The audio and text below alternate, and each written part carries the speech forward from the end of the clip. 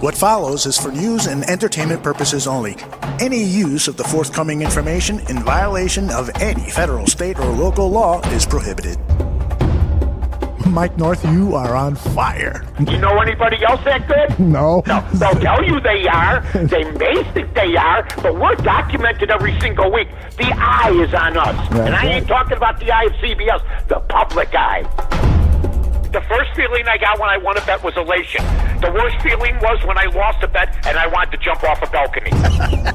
Give me a quick betting tip. Yeah, do win and don't lose, but usually it doesn't always work out that way.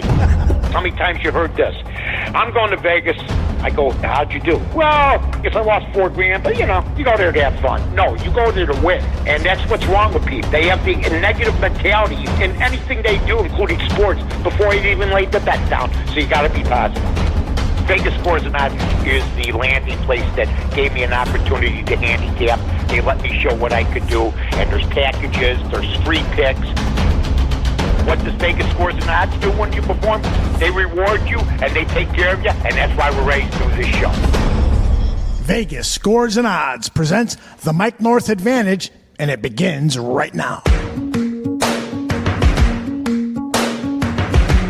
That's right. The Mike North Advantage starts right now. I am Aldo Gandia, Mike Swingman, and if it is Wednesday, that means it is VegasScoresandOdds.com presents the Mike North Advantage. Besides a lot of great sports talk, Mike will present to you 3 free picks for Wednesday night's action. That's 3 free picks, and we're going to talk about the Cubs. We're going to talk about the White Sox and their problems. We're going to talk about the Chicago Bears, and we're going to talk about all the trades that have come through in this deadline as we talk to you live, 3 p.m. Central on Mixlr.com with the podcast up 90 minutes after the start of the live programming. Without further ado, let's bring him in. Mike North, how are you, my friend? I'm in the man cave, baby. I'm in the man cave. I'm over here with Aldo. We're over by his crib. We're over by Bears Bar Room. Aldo's got it looks like some sort of thing from Star Trek. It's all set up. It's ready to go. This guy's got more screens in front of him. I don't even know he does what he does and gets it done when he does what he does. It's my guy, Aldo Gandia. Aldo, thanks for having me over here today. Buddy, we already put out a little video and stuff like that. You know what? And let me just tell everybody this right now.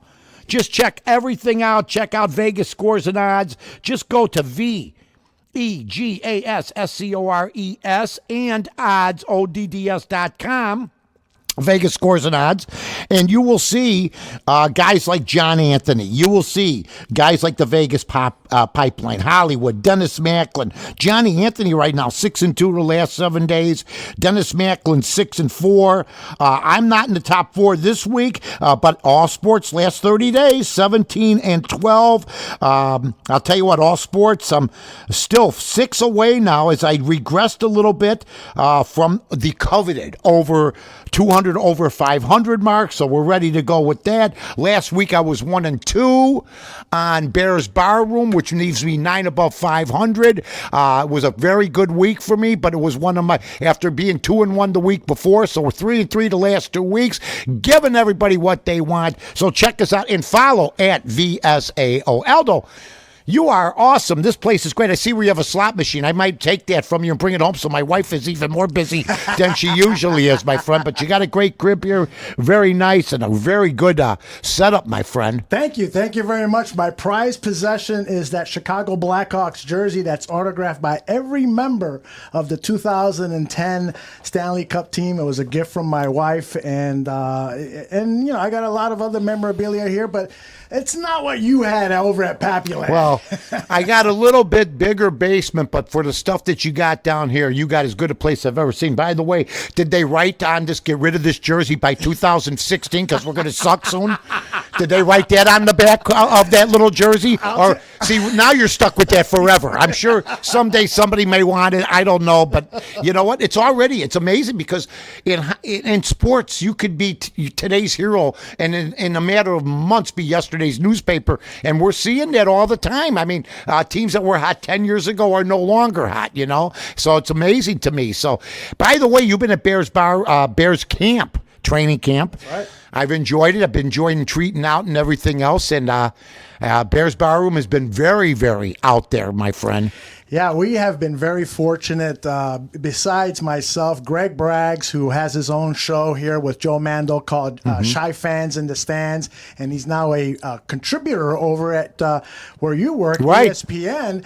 And Greg is doing reports from Bourbonnais for the Waddle and Sylvie show. I've been posting tons of stuff on our at Bears Barroom Twitter account. Greg also from his Twitter account at Greg Braggs Jr. has been posting tons of stuff. So we've been covering the Chicago Bears at camp about as well as anybody else does and just having a lot of fun doing it. By the way, I mean, it was great because I know what you meant the other day when you tweeted out the running back that ran through and he was hit and jostled and everything, and right. Everybody says, you do know, Aldo, that there is no tackling. But I knew I knew what you meant because he had a burst, okay? Mm-hmm. That's what I saw. He had some bounce to his step. It was true. Maybe he gets tackled after a 3-yard gain. Right. But the way he ran, you know, I said to myself, okay, I'm still on the Jordan Howard bandwagon. By the way, he's getting the bulk of the carries at Philadelphia's. Yeah. Doesn't surprise me. Mm-hmm. And we still got to replace those 250 carries, or maybe less this year since he's gone. Mm-hmm. But did you think these running backs, anybody there can replace 220, 230, 240 carries? Because it's not going to be Tariq Cohen,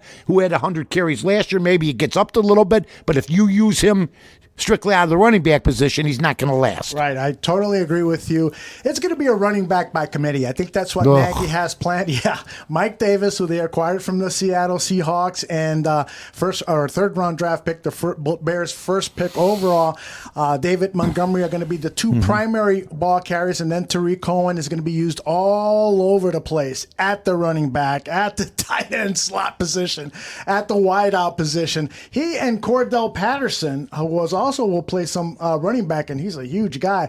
They're going to be used all over the place. You know, the thing about Matt Nagy, he's so damn creative. Yeah. He knows what's going to happen. I mean, he mentioned again that he's not going to play the starters for that Week 3 preseason game. It's part of this. Hey, it worked out for him. I'm not going to argue with the guy. Yeah. If they, you know what, maybe sometimes you start new things, sometimes you start new trends, and you know what, it worked for him. I didn't like it. I'll be the first to say it. I've been penciled in for, and the league has been. The Patriots still did play their starters in Week 3, so I guess, you know, there's an argument to be made for that because they're the dynasty. Right. But if you want to do things differently, that's fine. I think the whole thing with training camp now, it's not what it was. When they used to go to training camp in Rensselaer, they didn't even want cameras there. They killed these guys. They did 2-a-days. They stayed in Rensselaer. They stayed in dormitories that had no air conditioning. Buffon told me about this. OP, they all did. They would sneak into town unannounced. Rensselaer, it's they have a college out there, St. Joseph's. But now it's a marketing tool. That's right. I mean, they did not have back then the strength to go up to fans and go, hey, you know, they're jumping into fans' arms, and this is after camp. Yeah. So how hard are they really practicing compared to the 2-a-days I saw Ditka put New Orleans through when I went to lacrosse with the score? Mm-hmm. He killed them. Now, I understand. That's not the way to go either. There's got to be a happy medium. But seriously, are they really training hard to you? No, I mean, you know, it's more of a marketing thing now, isn't it? It is. I mean, I think they're going through the motions. Yeah, they're going through the motions, but learning plays. It's more classroom. It's much more classroom. It's much more classroom, and I think that what we've seen over the last several years is just a degradation in the NFL with the basics of tackling and so forth. And that's because the collective bargaining agreement, the players' union, has reduced the amount of tackling practices, and that's really harmed the quality of NFL football. And also the lack of practicing has shortened some careers because they're not, like I've always said, you got to spar. You got to play. If you're going to box at a championship match, you think Manny Pacquiao sparred twice a week for that big fight he beat Dennis Thurman in? He upset Dennis Thurman. You know why? Because Manny Pacquiao goes in the gym every day, period. That's right. And I've always thought practice is so important, and I just don't see the same commitment you saw even 10 years ago. Nobody's going to tell me that any of these teams practice is, let's say, harder than the 92 Cowboys. You know, they don't. Yeah. I mean, that's just, and you had pieces like Emmitt Smith, Michael Irvin, they were out there every day. Every day. And they were too tired to jump in. Hey, we're here with all the fans. I love that. I wish the Bears would have done it back in the day. But you want to know what was wrong? They were tired. They were tired. And Ditka might not have even stood for that. It was a different time. It was a totally different time. The NFL has changed so much over the years. And maybe some stuff is good, but for the most part, I really miss the days where the players were allowed to hit, were practicing often. And I'm all for player safety. Don't get me wrong. I don't want these guys to kill themselves on my behalf for my entertainment. But there's got to be a happier medium where we still maintain the integrity of the game. The game was designed for violence. And just like boxing, you're not going to have two boxers go out there with 25-ounce gloves or whatever. You need to have the action. The big pillow boxing gloves. That's right. That's the only way I'd fight Tyson. And he can't have regular gloves because I want to live to see tomorrow. That's right. He's got to have the big pillow gloves. He'd figure out a way to hurt you anyway. I mean, that's just the way it is. But yeah, it's just a whole different ball game now. And you know what? That's fine. And but I just don't see how you can project anything. We'll see if these running backs come through. Philadelphia got better. That's in my opinion. I think it was a good trade for Jordan Howard, and we'll find out what it does. They were 9-7 last year. Don't forget, folks, after they had made it to the Super Bowl. Right. And now the Bears are 9.5 over and under. And a lot of people now, you know what though? I see the camaraderie on this team, and I don't think there's any team that ever got along better that the Chicago Bears have had. I really don't. Do. Yep. The 85 Bears didn't get along. That's right. The 86 Bears with Flutie and all them, they hated him. Oh, my gosh. There was jealousy between the offense and defense. Sometimes that's, so the whole ball of wax is that these guys all seem to like each other. I want to see what happens if they face some adversity. Then let's see how much they like each other, and let's see how the press treats them. But, man, right now they're on a roll, and everybody believes in Matt Nagy, and there's no reason not to. There isn't. And Dan Pompeo over at The Athletic wrote that the Bears are primed to win a Super Bowl, but their own biggest challenge is their own team. And what he meant by that was that there are no battles now for the starting jobs. And so that can breed complacency because every starter has been announced. If there's a battle for a job, it's the kicking job. So outside of that, when you don't have a camp where people are fighting for jobs, according to Dan Pompei, it can really breed complacency. What's your opinion on that? Well, they're laughing. I told you. They're loosey-goosey. Everything's going to go well. You had Tariq Cohen last week, which, by the way, stopped, saying they're going to be a dynasty and stuff like that. That's gone off. I know this. That Nagy told him, keep that down because that's gone. And anybody that piped up about it also, so including the media, that talk is gone. He doesn't want to see that because he'll have every team gunning for him. I think every team's going to be gunning for him anyway. I think there's some teams that think there was a couple games they were fortunate, but I think there's a couple other games we could have won last year too. So it all evens out. I still think the defense, if they come through, I think that's the number one concern. Can you have the same year you had last year? You're going to have the same amount of turnovers. Is Khalil Mack going to have the same type of effect the first 4, 5, 6 weeks where he just burst on the scene and the league never recovered? So we'll see what happens, and I'm looking forward to it. And I think... How were the crowds? I heard that the crowds were good at the beginning, and that, I think if you have rain or it's really hot, that's going to turn some people off. But the crowds have been good? Crowds have been great. Even, the last day that I was there where it rained, there was still a really good turnout. So, I think there's an aura around this team where the expectations are higher than I've ever seen, or maybe, that I've seen in a long time. Now, you brought up the defense. I wanted to comment on that. I actually have Mitch Trubisky comment on it. He was asked, is it good for him? Because he's had a couple of rough days at practice. But he is facing probably the best defense in the NFL. So he was asked about, does preparing against a number one ranked defense help him? Yeah, it's just a challenge every single day. You got to embrace that as a competitor, and we're just pushing each other, both sides on the ball. We know our defense is going to get us some plays, but as an offense, If they stop us or they have a positive play on defense, it's got to be a next play mentality because we can bounce them and get them back the next play. Or it's a drill. They get us one drill, and that happens. Drill behind, they won that one. Let's go get out and get them the next one. I thought they got us in 2 minutes today, and then we had a little bit red zone section, and it's all about just that positive mindset, putting the last bad play behind us and moving on and making the next play. And we did a lot better job of that today than we did yesterday. So I would say that's growth for us.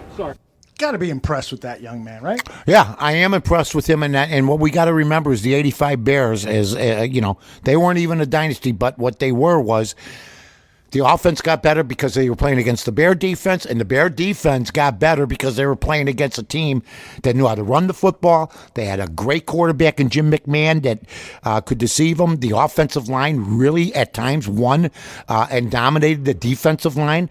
Covert used to pancake Steve McMichael, and, it had to be a battle. Bortz and Covert against McMichael and Hampton. I mean, these are pedigree athletes, and I think that made them better against other teams. Yep. I think when they went up against the Tampa Bays and the Minnesotas, and I don't think they were intimidated when they went to Miami and lost. They just didn't have the ball. It bounced their way a couple times, and they weren't prepared. And Ryan got in that fight at halftime, but that helped them. So I think I'm with Mitch. I mean, if he's setting it up against somebody else, it's going to make it a little bit easier for him. Absolutely. And, if he's going to throw an interception to Eddie Jackson, then you can dismiss that a little bit because Eddie Jackson just might be the best free safety in the NFL, and he's going to come up with a lot of interceptions this season. I think the last interception he had last season was against Aaron Rodgers in the end zone that helped ice that big win against the Green Bay Packers late in the season where the Chicago Bears clinched first place. So Mitch Trubisky is getting the best education of his life. He's surrounded by excellent coaches, and he's practicing every day against a number one ranked defense. We should all be thankful for that. So when I post a highlight of Trubisky making a mistake, don't panic, anybody. Mike and I are all in on Mitch Trubisky, right, Mike? And I wasn't in at the beginning, but I'm going to tell everybody this once again. The guy that I wanted is being predicted to be an MVP within the next 3 years, Deshaun Watson. They are talking big about him. Things look good for him out there. And there's always going to be the comparisons for all those quarterbacks that we could have had. And don't ever forget, Mitch Trubisky was taken second. They moved up. So a lot of this stuff, the puzzlement about Mitch was when you usually take a number two guy, he's like a Peyton Manning. He knows the game already. And Mitch is an inexperienced guy that has to prove he's getting better each year and each week. Because if he doesn't, people are going to start questioning him. In fact, people are questioning it now. But that being said, I think as an overall team, the Bears got it. Yep, he sure does. And we are getting breaking news right now. Heart 4803 is telling us in the chat room. I love Heart 4803. He's such a great guy. Yeah. He is here for always every show. for us. Every show he's in the chat room. He's retweeting our stuff. We gotta get him a T-shirt or something. That would be nice, Aldo. Yes. Invest $7 on the kid, will you please? My God, guys, we spare no expense. But we're not exactly, listen, hey, I'm not going to say we're the Waldorf Astoria, but we're not Baltimore either, okay? Wow. Okay. I'll never make fun of Uptown again. Never. Or Humboldt Park, where we grew up. Rogers Park. I'll never say a word again after what I've seen. I think they found another alligator at the Humboldt Park Lagoon. Did you hear about that? I did. I saw that. Well, I think basically people buy them and they go, I don't want it anymore. Yeah. Let me go put it in the lagoon where it can kill somebody. That's right. When I grew up, they called it a lagoon. Now they call it the Humboldt Park Beach. Listen. Okay, right. Yeah, exactly. Humboldt Park Beach. Yeah, keep your chair close. That's all I'm going to tell you. And by the way, we had to go to Florida to get an alligator guy. I know a couple guys I could hire for $100. They'll shoot the damn thing. We had to go bring a guy in from Florida. They would have done it for free. Are you kidding me? If you need guns in that area, you'll have hundreds in a short amount of time. That's right. Of various makes. That's right. Anybody have a gun? And don't forget, we're gun control city. That's right. Yeah, nobody's got one except everyone. That's right. Somebody turns around and says, anybody have a gun I can borrow? To kill this alligator? 25 He was a good guy. He's off to a preserve now. Come on. All right. Heart 4803 is informing us that the Cubs have acquired Nick Castellanos from Nice. the Tigers outfielder. That is going to help this team with their batting. They're going for it. They have to. And the Sox, while DeGrom is available, Thor Syndergaard's available. You know what? I like what the Mets are doing. Because you know what? The White Sox have no pitching. You know who the Mets are going to have pitching for them? Who? They picked. I'm telling you right now, they got Syndergaard, they got Matz, they got. I think they just picked up somebody else. They got DeGrom, and they got Stroman. Mm-hmm. That's good pitching, man. I want the Sox to go after. I wanted them to go after Stroman. We're going to need some pitching. I mean, because I heard Chuck Garfien the other night. I saw Dave Nightingale say that they're not going to get rid of Colon, maybe. Yep. And it doesn't look like they're going to. Trade deadline's over. They think that they can win next year. Mm-hmm. They think that they contend, contend next year. Right. And I'm here to tell everybody, I'm relieved to hear that, because it's nonsense that they're going to rebuild and rebuild and rebuild. Sooner or later, you got to get off the train. And it's good to see Jose Abreu didn't get traded. Right. I'm not saying down the line he's not going to be moved or during the offseason, right. But they think what they're seeing. Do they think Minnesota this year, everything's just going their way? Mm-hmm. Cleveland picked up 47 home runs in a trade with Trevor Bauer. Right. They had to get rid of Bauer. I think Francona saw that little display the other night. Plus, he wasn't doing as well as he should have been doing. His mind's in another place. Yes. So, but I'm refreshing to hear.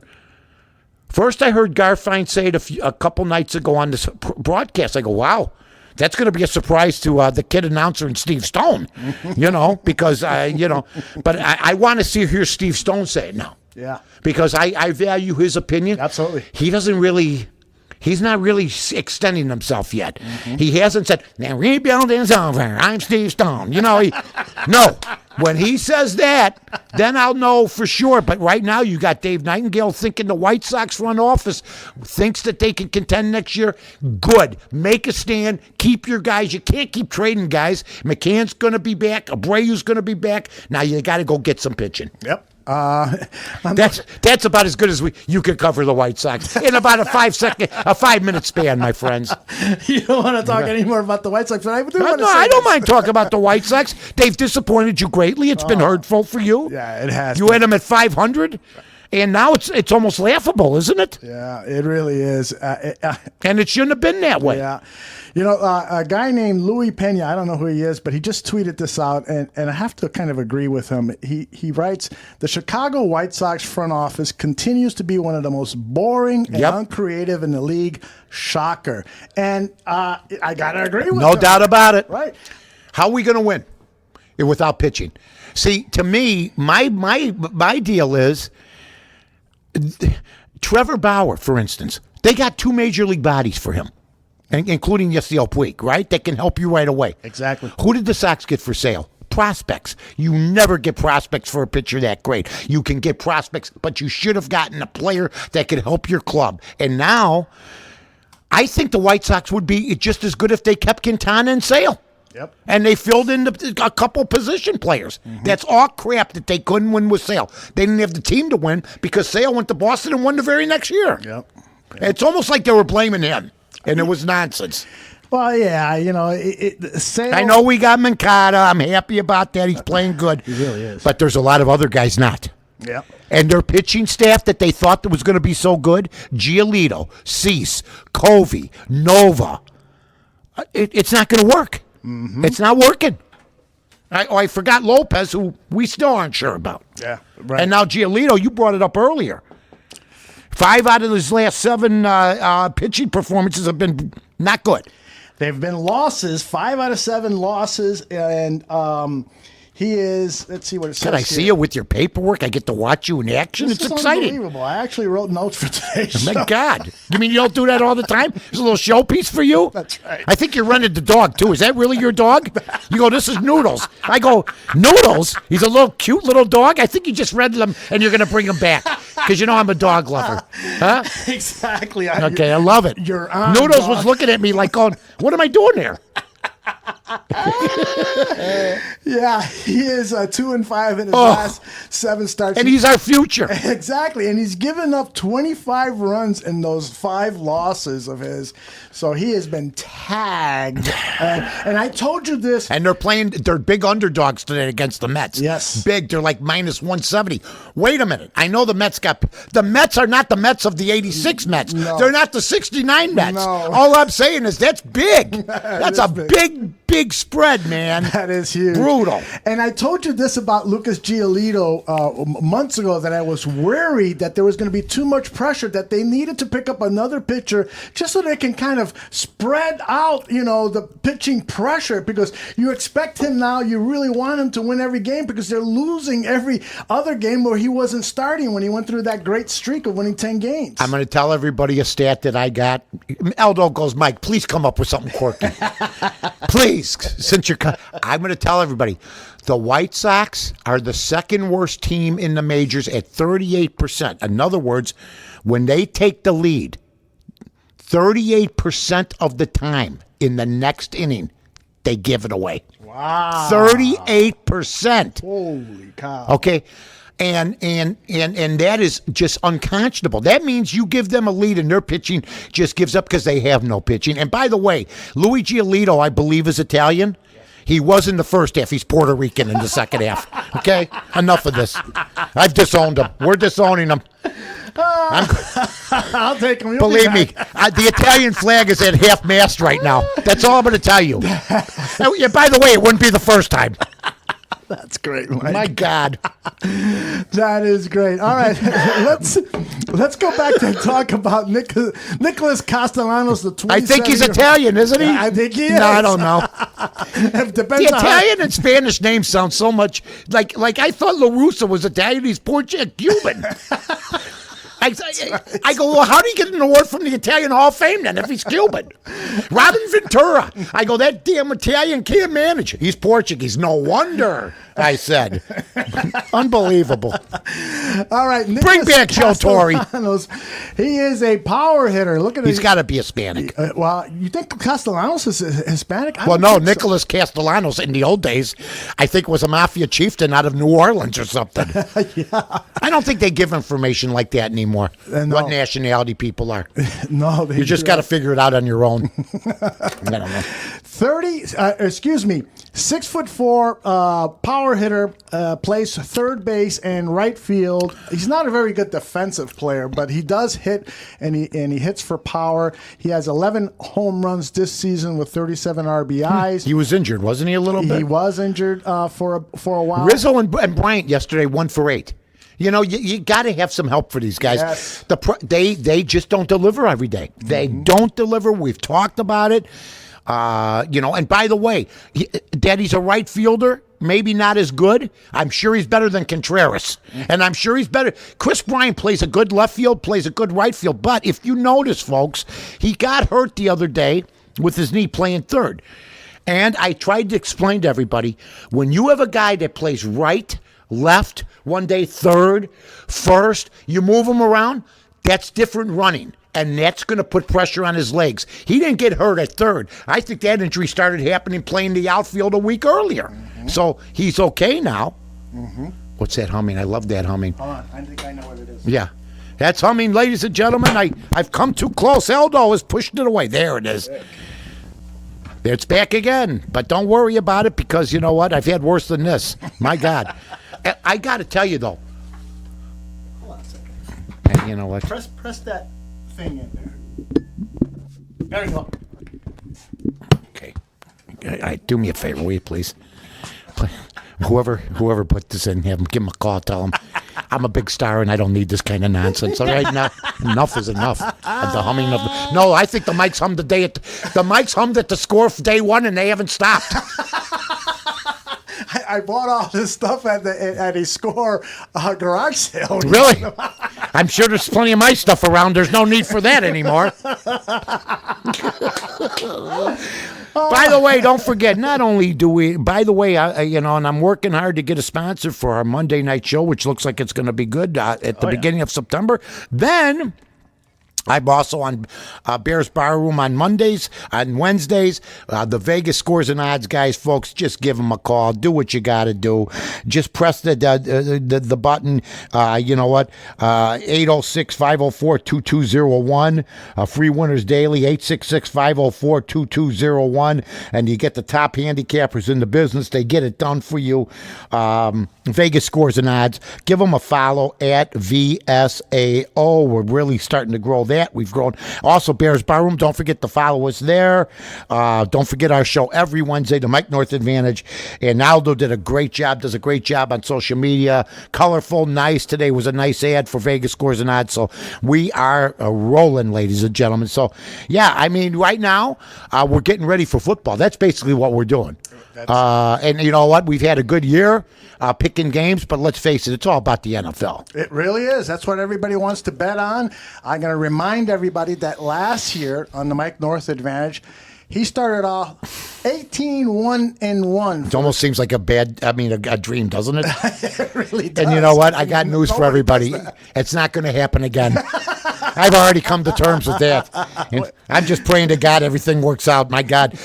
But you know what? There's pressure every time you perform at anything you do, and Absolutely. I love doing it, and it's helped. I think it's helped our network, and I think it got the ESPN gig, and Carmen and I are doing good. Fridays, don't forget that show, which is on from 6 to 7, and then Saturday morning the 8 to 9 segment, which is our encore. And you can listen to the Odds Couple, the ESPN show with Carmen and Mike. Yeah, don't worry about it. That's your name. Yeah, I'm in your home.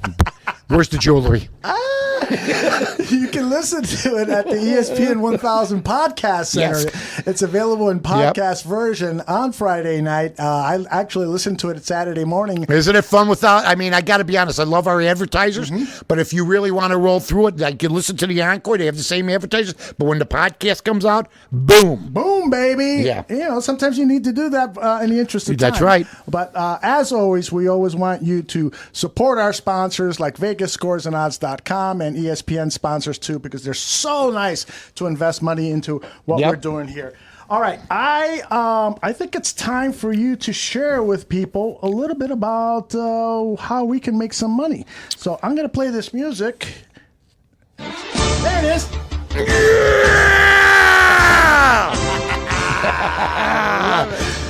Don't tap my. I got to be honest. My nipples are hard. It's a little chilly in here. I'm afraid to look over it. The headlights are on. My God, it's time to put ourselves on the line. What else is new?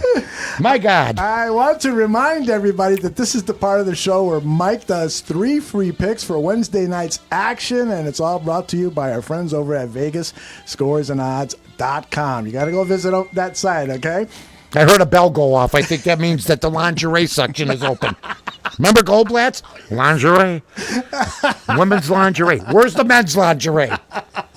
I'll never forget. Lingerie. 4th floor elevator, women's lingerie. Do you remember? And I'd go to look at my mom and she'd be gone. Do you remember? Buying something hot for the old man when he got home after 5 scotch and waters.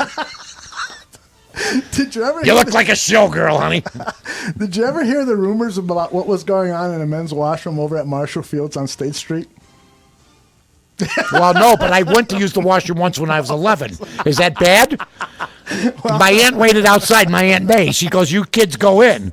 Is that the place where people used to meet? Is that a meeting place for people That's what I that heard. are adventuresome? Yes. Well, that's not the only place, my God. No, but Marshall Fields was apparently very, very popular with the gay crowd back in the 60s and 70s. Right by the Walnut Room. Yeah, exactly. I used to go look at the Christmas tree. The Walnut Room, my Aunt May used to take us. God bless her. Then we used to go window shopping. Who didn't? Marshall Fields, man, and then you had Carson's, and then, and my aunt would take us to the her restaurants. In other words, there was no Chuck E. Cheese's downtown. We went either to the Walnut Room. One time she took us to a Black Hawk restaurant. I mean, it's like an adult place. She got hammered on 3 martinis and then took us home on the L. It was awesome. Good for her. God bless her. Well, she you. had me and my 2 brothers with us and our nieces. Look out now. No, but I'm just saying. It's Macy's now. It's sad. It is Macy's. What's a New York company? That's something I can't get over. Yeah, that's not. That ain't right. No, that's wrong in 100 different ways, ladies and gentlemen. All right, here we go, ladies and gentlemen. What do you got? You know what? My Twitter's down here. Okay. But that's okay. I already did my homework. Yes. Yeah, I didn't used to go on. Well, sometimes I did. But I was always ready to go, ladies and gentlemen. I still am ready to go. Just what do you got for Philadelphia tonight? Do we have any odds for Philadelphia tonight? Well, I can find out. Vegas scores. Go to Vegas scores and odds because I can't get it up. Okay. And I also can't get Vegas scores and odds. Vegas scores and odds is coming right up. By the way, can I remind White Sox fans that we traded Fernando Tatis for James Shields? Yeah, that's right. We did. It's not funny. It really The is. guy's a monster. He never played a game for the Sox organization. They just shoved him along, and now the guy's a superstar. You know what I mean? He's an absolute superstar, which is an absolute shame for the Sox. But you know what? It doesn't surprise. There we are. Okay, we got something up. What do you got for the Phillies tonight, Aldo? I got the Phillies at plus 133, minus 133, and the Giants plus 120. Listen to you reading it off now. You're all official and everything now. I got Philadelphia in that game tonight, ladies and gentlemen. It's going to be a great game, but Philadelphia's starting to, they got to start doing it. Harper's not working out for them right now. But you know what? I like Philadelphia tonight. And I got a parlay game. Ooh, parlay. Now explain to our young audience here what a parlay is. Okay. I take a game, and I take the Cubs tonight, all right, the Chicago Cubs, and I take the under 8.5 in that game. Okay. And then you could bet them. I would bet them separately. Okay, what are the Cubs at right now? Cubs at a plus 111 and St. Louis plus 121. Okay, one of them's a minus. Minus 121 for St. Louis. Oh, thank you. All right, the Cubs are plus 111. I'm taking the Cubs, and I'm taking the under 8.5. Philadelphia, the Cubs, and the under in the Cubs game. Thankfully, Aldo, back to you. Yeah! That's it. Ooh, wow. Got so much to cover. So little time. Fun stuff. We're good together. We are good together. I mean, when we're in the same room. This is true. Yeah. For those of you who have listened to us. Every show's been on the radio, right? On the phone. Exactly. Every phone. And I know Steven Zimmerman is really happy with your audio quality. He's in the chat room right now. Zim, zim, zee, zim, zimmity, zim, zim, cherie. And Zim said that. I love Zim. We should get a sponsorship with Blue Chew since we're having time getting it up. Take it easy. I don't need no pill. I had a guy tell me you need the pill. I go to a strip joint. There you go. You won't need a pill. That's my remedy. Yeah, come on. Are you kidding me? Well, that's good, Aldo. Maybe you'd like to write a column on it. It used to be our remedy, right? That's right. All right, I want to get back to the Cubs here. Jesse That's a good Rogers. idea. there's Yeah, there goes that bell again. That means we've just been saved by Clarence the Angel. We didn't continue with the stripping talk. Clarence got his wings, and and we got out of trouble. And you know who else deserves rings or wings is Jesse Rogers, because he always comes up with the best. The best in the business. He got work ethic. Where did he learn that work ethic? God bless him. The man is just a go-getting son of a gun. But you know what? He's the best in the business. And but you know what? You got Jeff Dickerson. You got a lot of good reporters out there that do a great job. Our reporters. I'll tell you what. Mike Greenberg was a reporter for The Score. And you know what? That tells you the kind of hiring that was done back then, and then it just continued. Jeff Dickerson's at ESPN; he was originally there, and then you got some other great reporters all over. Dave Kerner for WBBM, George Offman at WBBM, Freddie Hubner's at AM 1000. He's not a reporter, but he's a host. So there's a lot of big influence from 20, 25 years ago. Still, and I haven't even named everybody. Very viable. Yeah, very viable. You just named a who's who of Chicago excellent broadcasters. Yeah, absolutely, and journalists. Absolutely. Yes, absolutely. Well, Jesse came up with a stat that I think deserves attention here. He said that the Cubs are the only team in baseball to have a lead in all of their games since the All-Star break, but they are now 9-7 in those games. They are not holding leads. Yeah, that's why Strope now he's out. He's on the injured list. Right. They're picking up pitcher. They picked up Phelps. They're going out to get some people. They don't believe in what they have, and I love what they're doing. Theo Epstein is not, and Ricketts. I give Ricketts credit because so many times, on both sides of town, it used to be you need a player or two, and they wouldn't get them. And I like that the Cubs are going for it because I think they're going to give Madden every chance. And I saw what Jesse said, and I also saw what our buddy Mark Potash said. For Darvish, he's had the lead in almost every game. Yes. But, man, I mean, when he only gives up 2 runs, help the guy out. I'm not a big Darvish guy, but I'm not complaining about the way he's pitched for the last 5-6 starts. I think he's done a good job. They're not hitting for him. Yes. So just hit for the guy. I'm not going to criticize a guy that comes through. And regardless, I just think he's finally straightened himself out, and they're not giving him any support. And it happened yesterday, so I think it's pretty tough to blame a pitcher after giving up only 2 runs. I'm with you 100% there. And you got to wonder why Madden just doesn't say, I'm going to go with this pitcher for 8 innings and then rely on Kimbrel or something. What have I been saying? Let him pitch the whole damn game. Exactly. But they're afraid he's going to feel a twinge. I think he's past that. I think last year he was freaking out. I think have a little faith. And by the way, Joe Madden, I think Theo Epstein, if you gave him the choice right now for next year, he'd get rid of him. And I'll tell you, the one move that he made again that didn't work was the Schwarber leadoff move.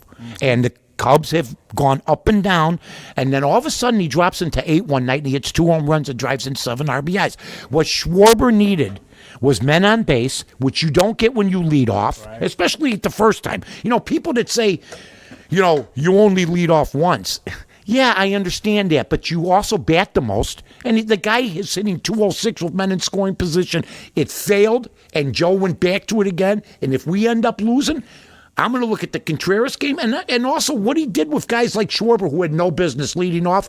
Hopefully this is his last time we'll see him, but since I'm bringing it up, there's no doubt that tomorrow he'll be leading them off. That's right. And by the way, Jason Hayward is hitting as good right now as Bryant and Rizzo. That's what he's doing. He's hitting like 275, 280. What are those 2 guys hitting? Mm-hmm. And I'm a batting average guy. I still think it tells you something. Absolutely. I'm this nonsense. They got an OPB and a WAR and a GCI and a GGG. They're hitting 280. You got to hit that. Bryant should be a 300 hitter. Yeah. Should be a 300 hitter. I've actually started to do some research on what some of those stats I don't know what they mean. Like the OPS, on-base percentage mixed in with the slugging percentage. It's all garbage for agents. Yeah, really. Here, the baseball card tells the story, man. I'm just telling you. That's right. And by the way, Rizzo, as good as he is, he wasn't an all-star first baseman this year, and there's reasons for it. Yep. Because he's too streaky, period. I'm with you there.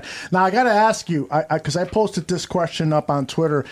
Do you think that manager Joe Madden's luster is starting to wear off? It seems to me that there's plenty of blame to go around.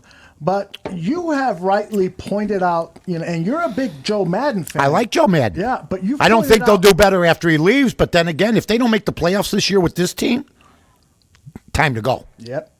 You got to make the playoffs. Yep. You got to let him go. His message is still good. He's cool under fire. That's his.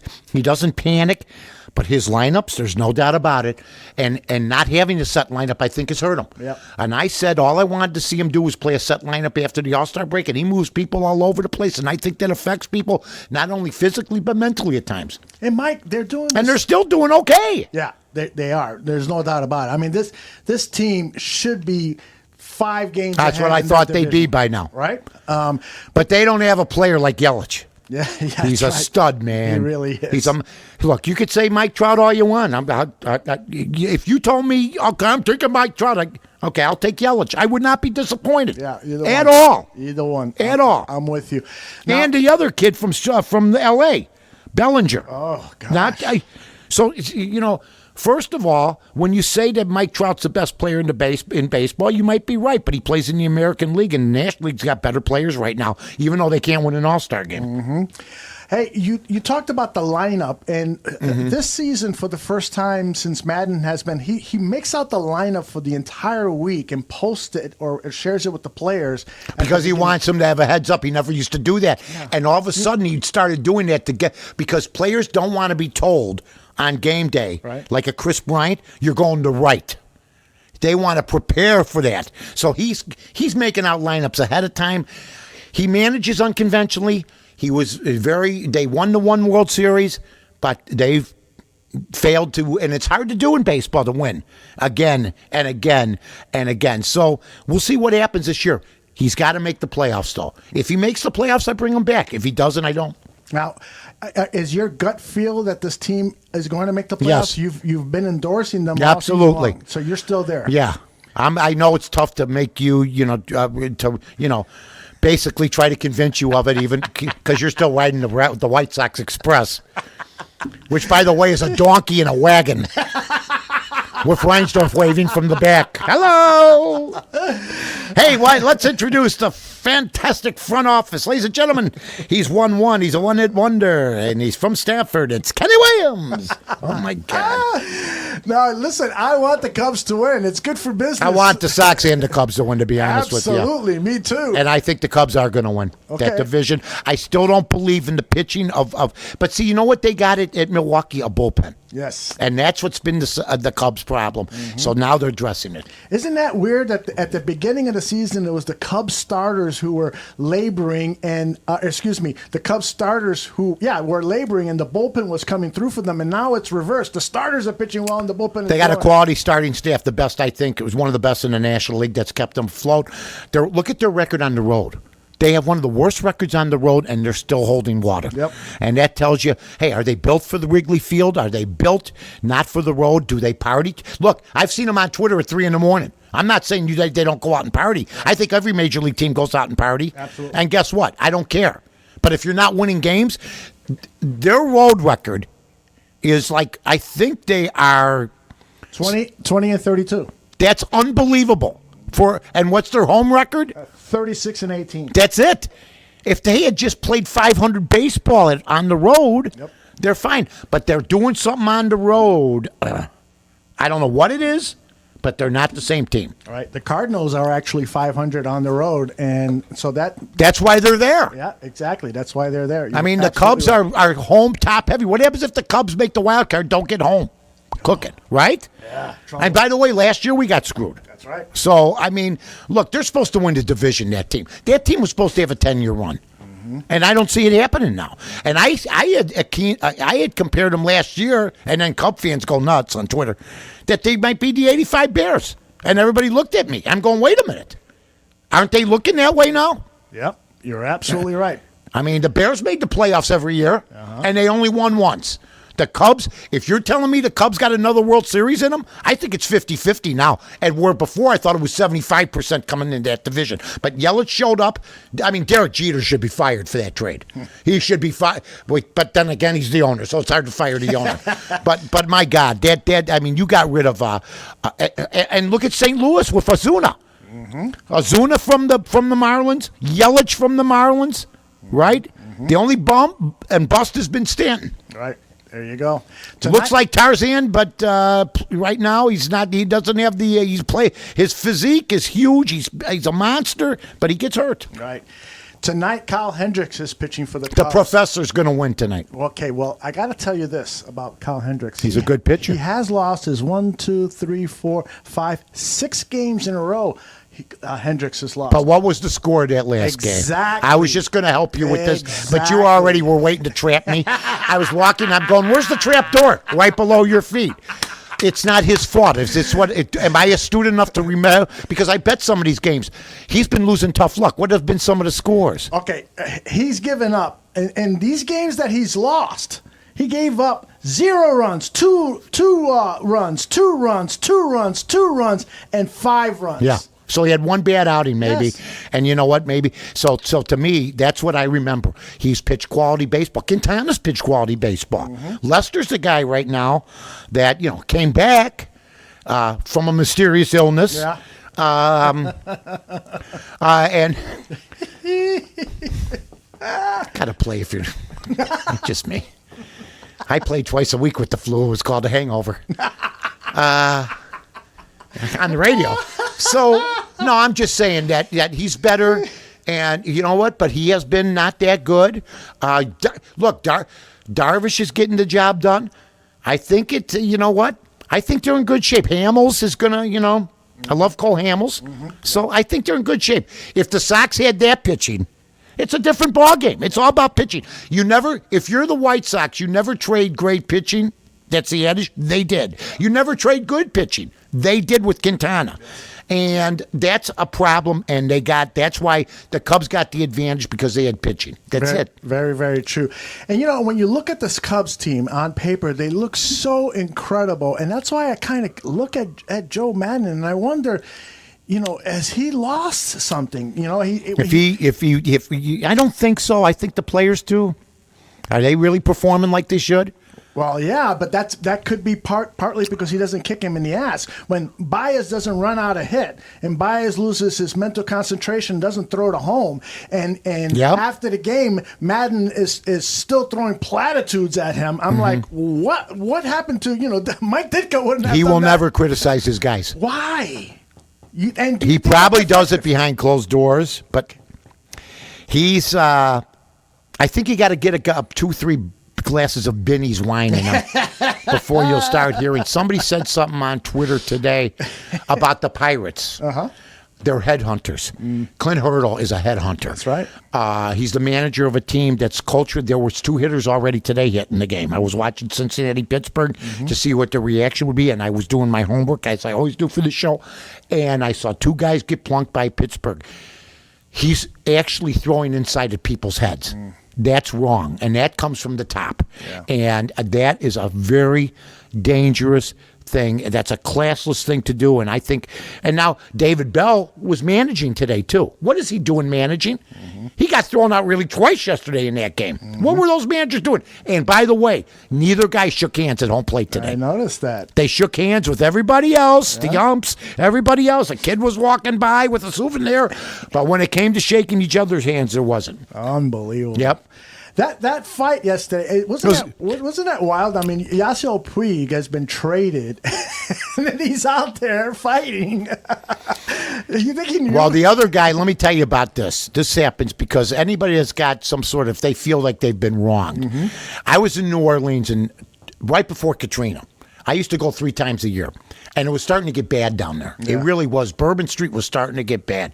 And I said, man, I don't know how they're going to clean this place up. And then 3 months later, it was a hurricane. And everything seems to be getting better now because, but I was walking down the street, Bourbon Street, and 3-4 guys were walking, and they were bumping into people on purpose. And then I was walking, they bumped into me. And I turned around, honest to God, and I went up to the guy, and there was 4 of them. The next thing you know, there's a fight. There's 4, and some guys helped me too. But my leg got screwed up. I got kicked and everything else. Sometimes you just get pissed. Sometimes you just get mad. By the way, that was my last fight ever. I retired with a 9-14 record. I'm happy to say. But it happened. And I saw people doing it. And instead of just walking on, like that guy he could have gotten hurt bad yesterday. Although I will tell you this, I've never seen one man go into a crowd of players like that and come out pretty unscathed. Yeah, he did okay. If you're Pittsburgh, I mean, seriously, if you're Pittsburgh, I watched some of those guys. I watched the fight like 5 times. You can beat them in a fight. Yes. My God. Yeah. And Puig's out of his mind, too. Yeah, well, that pitcher, Amir Garrett. But they're hitting people all the time, Pittsburgh. They really are. That's a dirty team. Yes, it is. That is a dirty team with a dirty manager. I used to like Clint Hurdle. He's a headhunter, man. And you're trying to hurt people and end their careers. And you know what? he acts like nothing's going on. And there was some ridiculous stat today between the two teams how much guys have been hit. Yeah, well, and it's okay to go, inside, high and inside, but not at the head, man. Exactly. You've got to have excellent control. Chin music is okay, absolutely, once in a while, but they're doing it all the time. Exactly. That's just not good for the game. And these two teams are not that good to be, I mean, Joey Votto's not hitting well right now. He's starting to perk up a little bit, but he saved himself from this being his only July where he'd be under 300 on base percentage. So, maybe they're a little nervous too when they face. I'd be afraid to get in the bat. If I know the manager condones throwing at people's heads and I'm a batter, I'm nervous. Do you like baseball fights?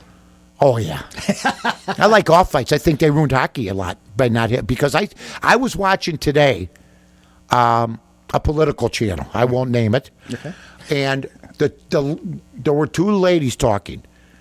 And the one lady was showing the highlights of last night's baseball game. And they both said, boy, I love fights in sports. And the one goes, I love it. And they don't do it as much in hockey. People love fighting. Yeah. But it's a soft society now. Yeah. It really is. Oh, my gosh. The NHL was built on fighting, whether people like it or not. Absolutely. If you went to a game, you wanted to see a couple fights back when we went. Now, oh, my God, no. The Chicago Stadium. Chicago Black. There were fights in the stands. Oh, my goodness. Sometimes a lot better than the ones Magnuson was having on the ice. Let me tell you something. My street fighting record's the same as Magnuson's on ice fighting record. Like, when he won a fight once against a guy, he was so tough, this guy. I can't believe he won the fight, but Maggie did not back away. He never and you know what? He took plenty, and then he ended up working for 7-Up. Yeah, that's right. Was a Chicago guy, relocated here, and then he got tragically killed in a car accident. Tragically. Which were very popular Blackhawk. Very, very. You young bloods up there, I know we got some. Looked like the guy from Mad Magazine without his teeth. He did. When he take his teeth out. Redhead defenseman for the Chicago Blackhawks. Freckles. Freckles. Never backed away from a fight. Rarely won them. Yes. But he fought with his entire heart and just was quick to drop the gloves, and it was a highlight of the game when he fought. It really was. And then they had Jerry Korab. They actually went out and got fighters. They had Jerry Korab, who I know personally. Jerry's a great guy. Mm-hmm. He was a tough guy. You had Magnuson. You had guys that were Eddie Shack back then. You had John Ferguson. You had to protect. You had to have fighters. Right. You had to protect your scorers. Stan Mikita, Bobby Hull. You didn't want those guys fighting, and those guys were getting hit. And Bobby Hull would fight. Yeah, he was. Oh, my goodness. And Bobby Hull would fight anybody, and you know what? He wasn't going to back away, but you're right. That's why Probert was on the Hawks to protect those guys. Yep. They don't need that anymore. Yeah. I mean, Patrick Kane in the old days, you needed an enforcer. Oh, my goodness. You would have needed an enforcer. Yeah, on and off. When was the last time he got in a fight? Patrick Kane, I think. At the Rock and Roll McDonald's? I don't have no idea. No. No, he's really, you know what, though? He's cleaned up his act. Oh, yeah. He was, you know what? I think the worst story for him was when they had the problem with the Buffalo cab driver. Oh, yeah, him and his brother. That was not a good look. Right. Well, he had that incident, too, where that woman accused him. He's had some, but but I think the Blackhawks finally told him one more and you're gone. Exactly. And give him credit, and his family took over, so good for him. Exactly. Yeah, Patrick Kane is a good guy. He's made some mistakes, but he's a good guy, and when he apologized, I thought it was very sincere. Tay's another good guy. The one thing about the Chicago Blackhawks that I like is that they've got some very likable players on this team, and even in yesteryear, you're good friends with Denny Savard. What a great guy, right? Yeah, Denny Savard, Jeremy Roenick, great guy, one of the greats. Tony Amonte was a great guy. Doug Gilmore. These guys were all buddies of mine. It just was a different time. Those guys, that team ended up losing to Pittsburgh, and nobody even knew them walking down the street because they weren't on TV back then. Oh, my gosh. They get into the... Yeah, the Hawks really loved me. Yeah. Blackhawks get into the Stanley Cup Finals. Such a warm feeling. Of course, I didn't get that feeling at many clubhouses, but what are you going to do? Oh, my goodness. Good times. Hey, any updates on the movie that you want to Yes. Jeremy Morrison and Adam Rifkin have tightened up the first act. Now we're going into the second act. Nice. BB also had some has a little. Has done some writing for it too, so we're still going along. Once the script is done, and I got to be honest, it's a slower process than I thought, but it's a fast process compared to others. I've been reading up. Script was presented to MGM in 1981, but the movie wasn't made till 1989. I go, I don't want that, but that happens quite a bit. Right. But we think that we know what we're doing. We got Adam Rifkin, who's pretty solid. Jeremy's good, and we're getting to the second act now. The first act is fantastic. I'll let you read it. I got it. I should have brought it with me here, but it's going good, and we're very happy about that. Then we got the autobiography. We're going to do S today, the score. Ooh, Mike and I are we're going to be here for about an hour for at least. Oh, yeah. We're going to talk and then I'll start talking about the hosts. That is awesome. Including me. Well, I got to tell you. What a great crew, the 27 Yankees. Yeah, man. I got to tell you, I'm really glad to hear that you guys are taking your time with the script, because there's a lot of times where people rush through the scripting process and they start shooting a movie when the script isn't the way it should be. BB tightened it. BB had to fill in some holes. Mm-hmm. She's an English major. Mm-hmm. Great writer. And Jeremy now tightens that up. Mm-hmm. So you get the thing from what I told Jeremy. He sends it to B. We fill in the dates, the places. We add some stories that weren't in or that we think are pertinent. Then he gets it, and then he checks it out. Then he sends it to California. Adam looks at it. Then he does some things. Mm-hmm. So that's the process. That's the way you got to do it. And absolutely. We're in the second act now, and we're going to start sometime next week. And we said late 2020. We're still on schedule because it's August now, 2019. So hopefully we'll have the second act done in a couple months, and then the third act should get easier. I think it's trying to get the first and second act going. The first act is solid, so I'm looking at some guys, some actors to play certain people like Danny Lee. You know who I wish was younger? Oh. Kevin Pollak. Oh, love him. But I think you know what he could. Yeah, he's a working guy, and if you call him, no matter what the part is, if he thinks it's a decent script, some guy, I'm not going to do that. Right. He'll do it. Yeah. And he makes the movie better. Oh, yeah. What a run he had. He was in A Few Good Men. Great. He's in Casino. Yes. These are good runs. Yes.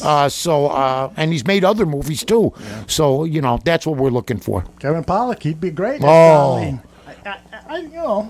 Age-wise. Well, Danny was a little bit younger. Okay. How old is Danny now? He's in his 70s. Okay. And his health's been okay, but he was sick, but he's been better, and I see him and I talk to him, and I think when we do the end of the autobiography, I think we'll be able to get an interview with him so he can fill in some background about some of the guys and myself and some of the other guys that he hired. Excellent. Mike, the hour went by. Is it over already? Yeah, it did. I can't believe it, but it sure did. God. So let's play some theme music here. It's about as smooth as getting out as I've ever seen. Why don't you just run into a wall now? Okay, just take the car out and just go into a pole. What's the matter with you? This has been a gas. This has been great. Did we miss anything? I don't think so. Well, I think you need to give a shout out to your boys over at Vegas. Oh, my God, yes. My guys, I gave them the traditional 3. And just check out Vegas. Yes, my friend. While you do that, I want to just remind everybody that on your Bears Barroom Radio Network podcast, we're going to have a new episode of Blitzed Bears by our friends out west who do a tremendous job talking football, and they do a special broadcast just for the Bears Barroom Radio Network called Blitzed Bears. And we're also going to have a new episode of I Have a Stream. I have a stream that someday men will walk with men and men will walk around. Have a stream. Men will walk with men. They walk a man stream. Mike, tell us about Vegas Scores and Odds. VEGAS SCORES ANDODDS.com. That's the only place you need to go, but you also got to follow at VSAO. You got Hollywood, you got Macklin, you got North, you got all the top handicappers in the business. You got the tote board up front. Check it out. Check out the packages for football folks. Make sure you check those packages out because it will be coming before you know it. And believe me, if you go with me on Vegas Scores and Odds or any of our handicappers, which are excellent, you have a winning year. And I also got picks up for Vegas Scores and Odds tonight that weren't on the show. And don't forget, Cubs, the under, and the Phillies, ladies and gentlemen. Aldo, back to you. Love it, Mike. And don't forget to follow Mike on Twitter. It's North to North. The 2 is the number 2. At North to North. Follow him on Twitter and follow us on Twitter at Bears Barroom. Mike, say goodbye to your fans. So long, everybody.